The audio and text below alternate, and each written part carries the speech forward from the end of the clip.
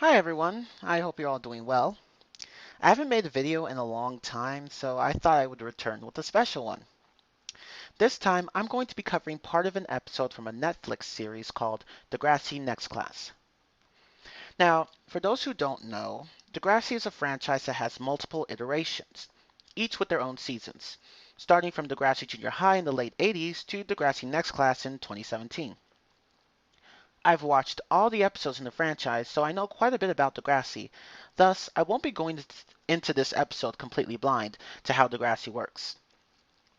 Still, this one episode of Degrassi Next Class really struck a nerve with me, and I've been thinking about making a video on it, but I haven't had the desire to do so until now. Okay, so I'm going to show you a few clips to provide some context for this episode.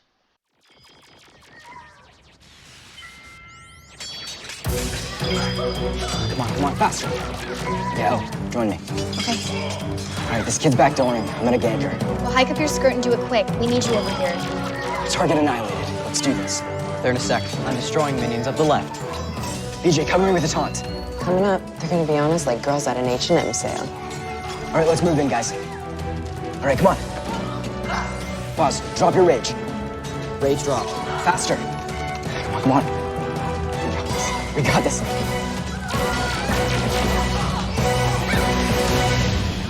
Yes! We did it! We're actually going to regionals.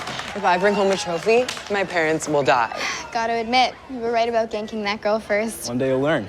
Never doubt Hunter Hollingsworth. Guys, I hate to burst your well-deserved bubble, but statistically, we barely won. We were down to our last hit points. Any one of us could have died. So we didn't.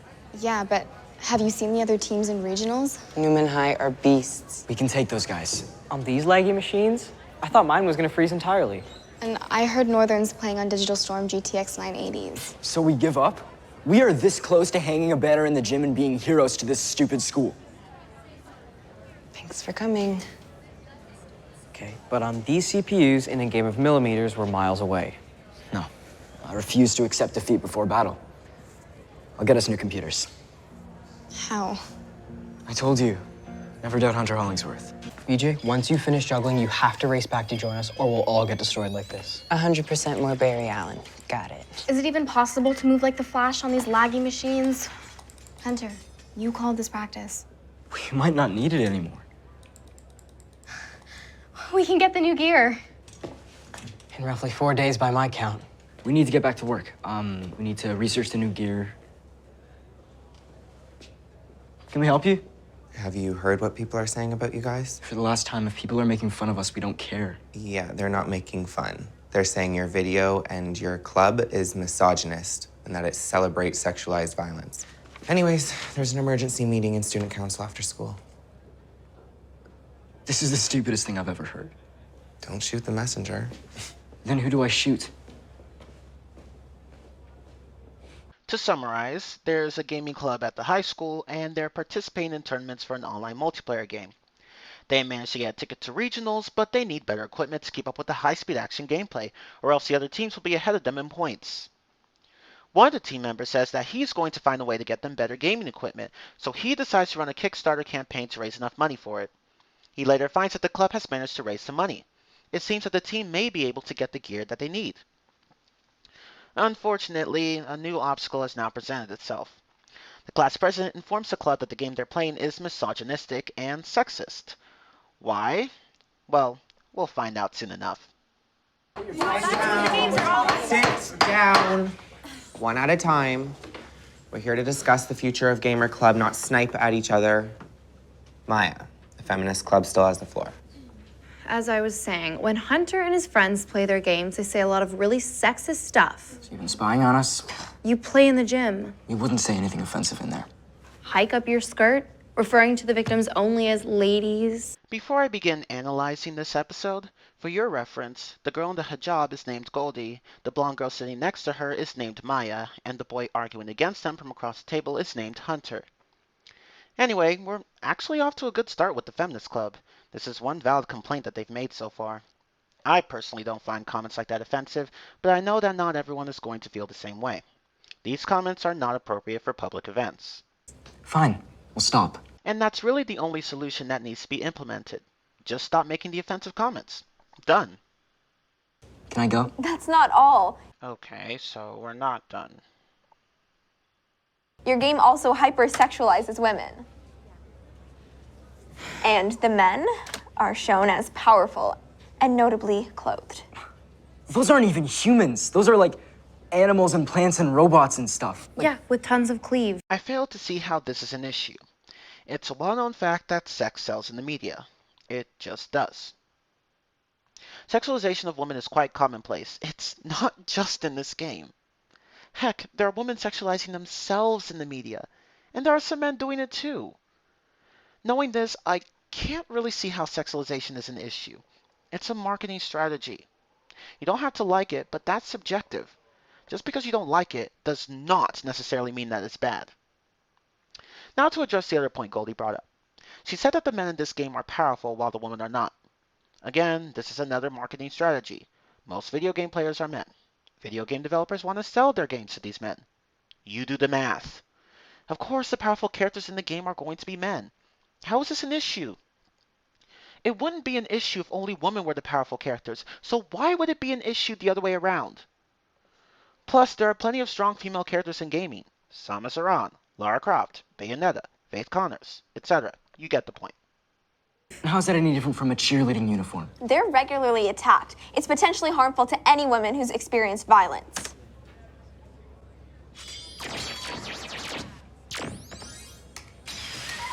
You do know we have a football team, right? And those guys are actually trying to hurt each other? Your game normalizes male violence against women. Now, let's stop here. Goldi is arguing that the video game normalizes male violence against women. But let's take a closer look at the game. Let's rewatch the game footage that was shown up to this point.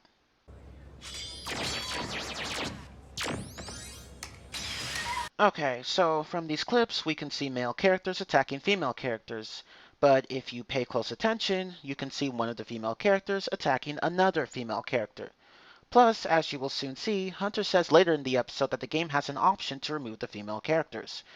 With all this in mind, I have a hard time seeing how the game normalizes male violence against women when A, women can attack other women, and B, men can attack other men. Imagine how that feels to a sexual assault survivor. Okay, I don't know whether or not Goldi has ever known any sexual assault survivors, so I'm not going to comment on that. Still, it's a video game. I highly doubt anyone is going to get triggered over violence in a video game. Plus, there's a female character in the show who was actually raped. Her name is Zoe, and funnily enough, she was the class vice president and is the class president's best friend. She knew about the game, yet she didn't get triggered over it. Now, that doesn't mean that someone else who was raped or assaulted might not get offended by the game, but it does show that not everyone who was once a victim of violence is going to be offended by animated violence on the computer screen. In any case, Goldi's argument here is nothing more than conjecture. She's defending potentially triggered sexual assault victims that seemingly exist only in theory. If she had had some evidence to support her claim that video games like this could affect victims of sexual violence, then she might have had a stronger case, but she didn't have such evidence. We don't have to watch. But it's in their halls. The school can't continue to sanction this potentially triggering activity. Triggering. Then let's ban everything that triggers anyone's fear, right? Like blonde hair, which triggers my fear of populars mocking me for whatever fashion faux pas I've made. Or like your meathead boy toy, who I am afraid will punch me if I make eye contact with them in gym. Or like your headgear, triggering my fear that you'll snap and blow us all up. Okay, everything is a trigger. Everyone's scared. That's high school.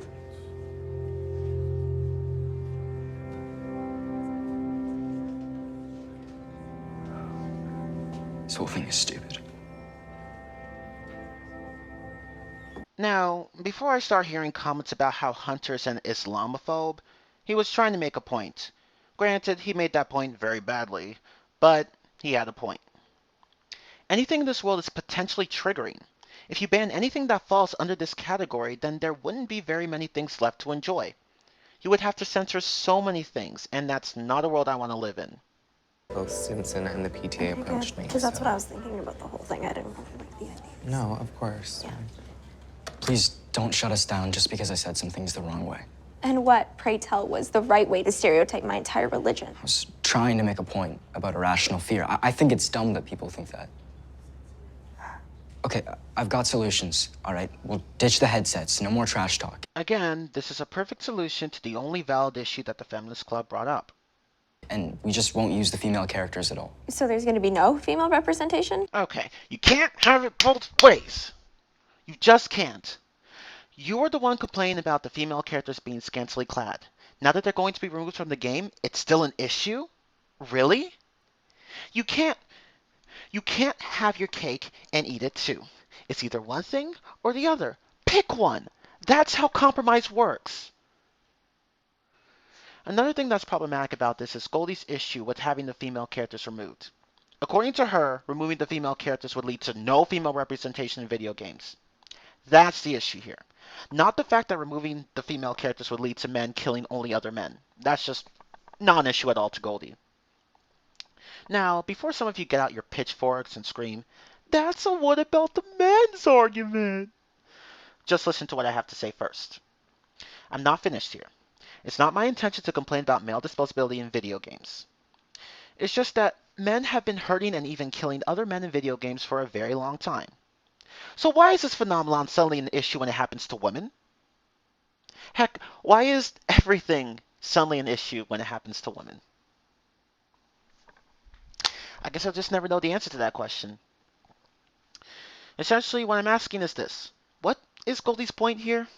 Is she trying to argue that only men should be the ones getting killed by other men, or is she trying to argue that there shouldn't be violence at all? I ask because I can't support her argument either way. Putting only male characters in as the targets for killing implies that only they should be the targets of violence. That may not be what Goldi intends to say, but she's coming off that way. If anything, she should be against violence in general, not just violence against women. Moreover, violence is always going to be a part of video games, whether we like it or not. Granted, not all video games have violence, but many of them do nonetheless. What? There's a girl on the team. Just one. And on the other teams, I've seen pretty much none. That is not an argument. I know that this is very hard for a lot of people to understand, but not everything needs equal representation. As long as the lack of diversity isn't causing any problems, then it's not an issue. As the old saying goes, if it ain't broke, don't fix it. And by the way, no one is forcing women not to join gaming clubs. No one at all. I've been in a few gaming communities, and none of them were against having women. In fact, they even had a few women. You would be hard-pressed to find a gaming community that actively bans women. And if anyone seriously thinks otherwise, then they haven't actually been in any gaming communities.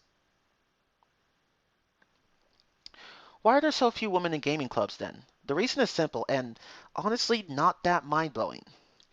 They just don't care.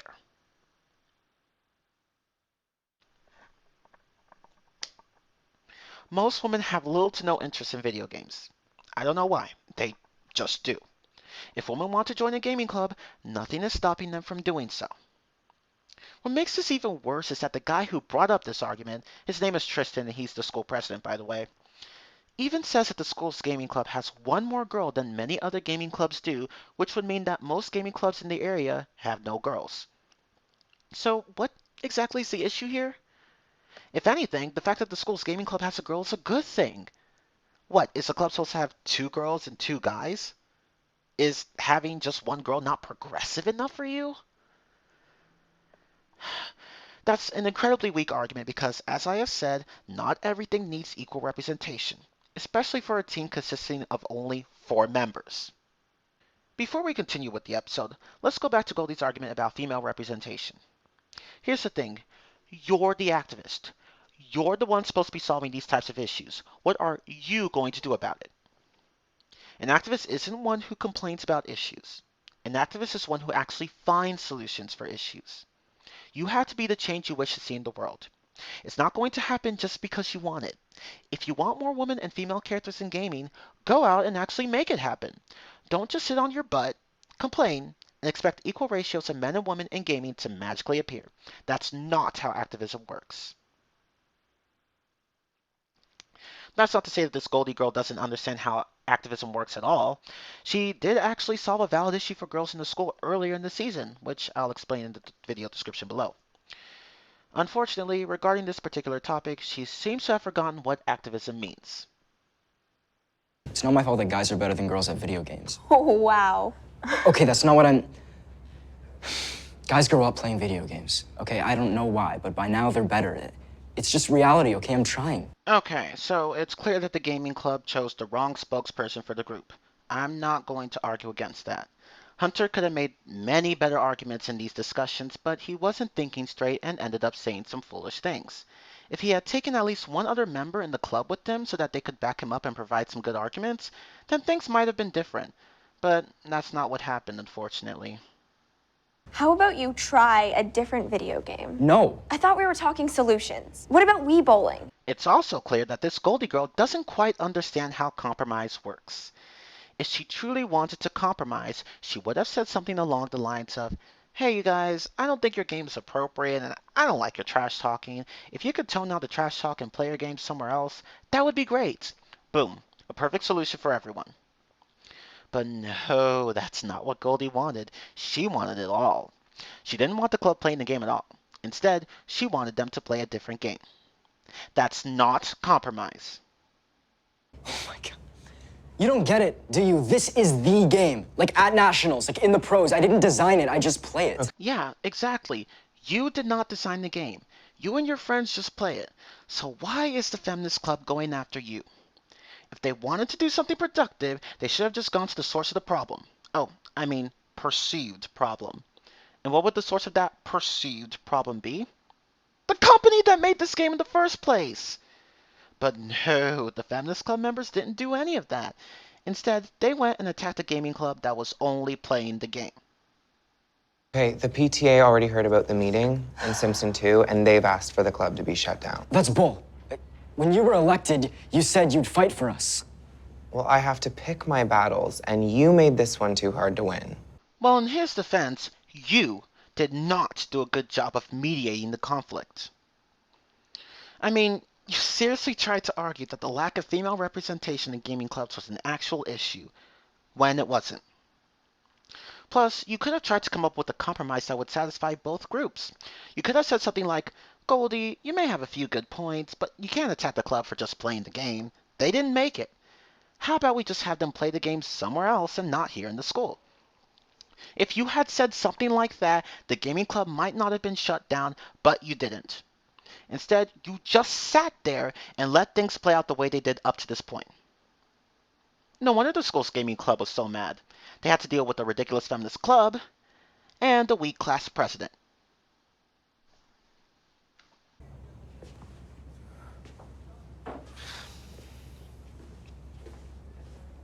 Anyway, that's the end of the episode.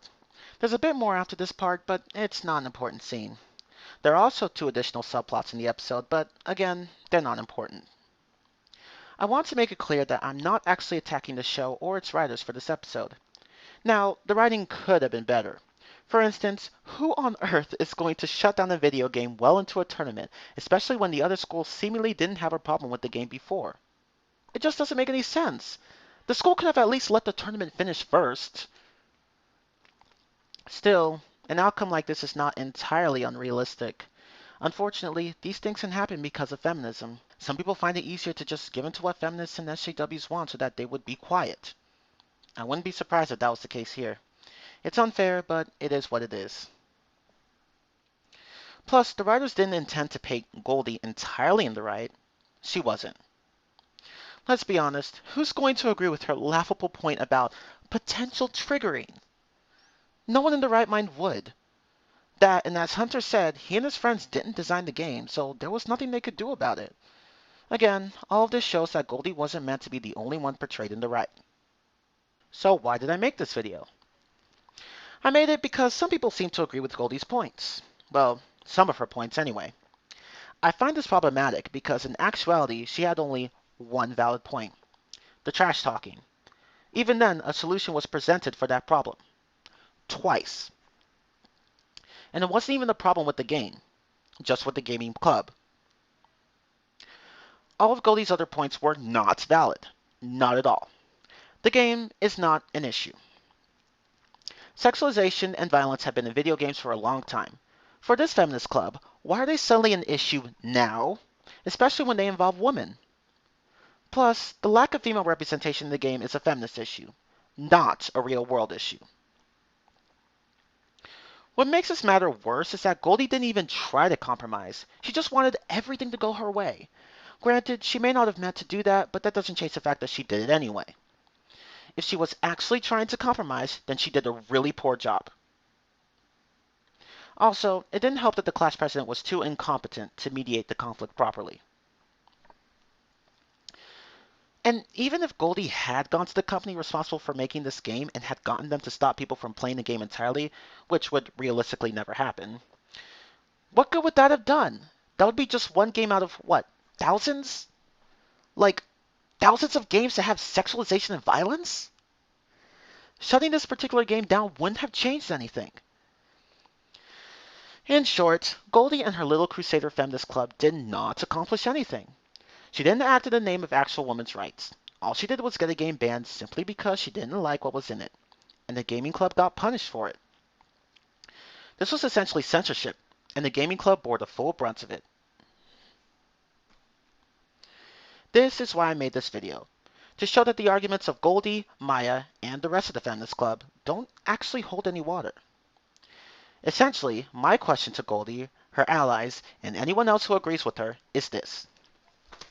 What on earth is your point?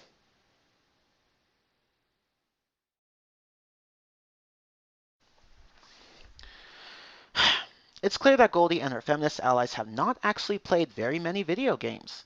This essentially proves something that can be noticed about most feminists. They generally mean well, or at least I believe they do, but they tend to have a very myopic view on certain things, and sometimes on things in general. Anyway, that's all I wanted to say on the matter. Hopefully you all enjoyed that. Thank you for watching, and see you later.